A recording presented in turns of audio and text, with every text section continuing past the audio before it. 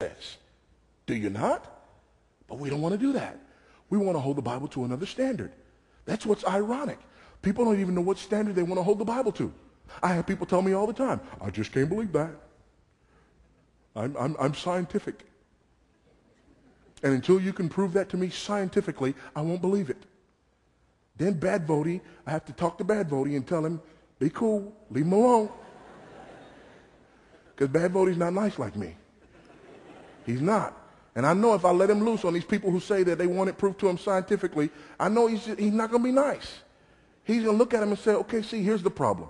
You just proved that intellectually you don't deserve to be in this conversation. But I'm going to let you stay in because this is going to be fun, okay? Because he says stuff like that. I don't know why he says stuff like that, but he just does. He says stuff like that, okay? And you just tell him something like, okay, so what I want you to do is sit down so I can give you the education that you obviously never received. And then when he gets on him, I'm like, just please be quiet. Just be quiet. Maybe he'll go away. But then they don't want to be quiet. They want to talk back. What do you mean I don't deserve to be in the argument? You're just mad because I asked you to prove it scientifically and you can't prove it scientifically. And I'm like, oh, man. And you say, here's the problem. You obviously don't understand the scientific method. In order to perform the scientific method, something has to be observable, measurable, and repeatable, which means you cannot prove history using the scientific method because history is not observable, measurable, or repeatable.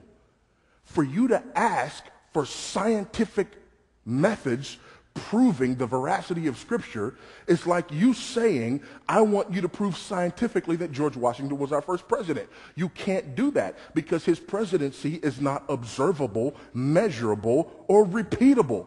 You don't use the scientific method in order to prove historical events. You use the evidentiary method, which is the method that we use in a courtroom. Well, if you apply the evidentiary method, what do you look for? So glad you asked.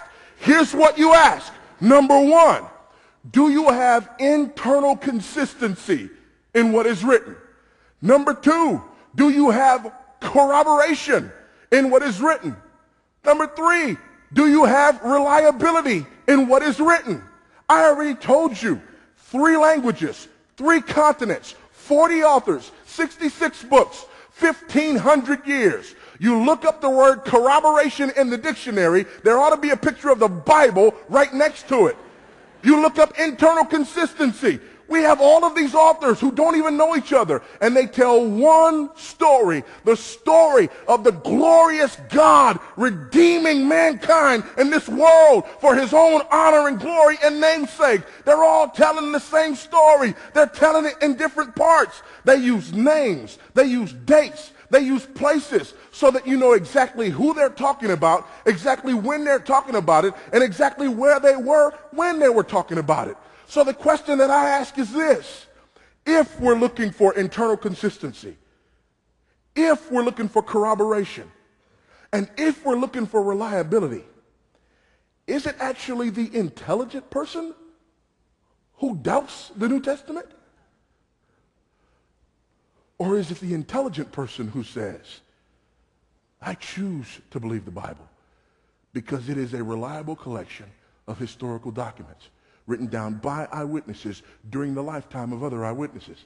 They report supernatural events that took place in fulfillment of specific prophecies and claim that their writings are divine rather than human in origin. By the way, that answer is more than sufficient. But if you ever want to put just a little bit of gravy on top of it,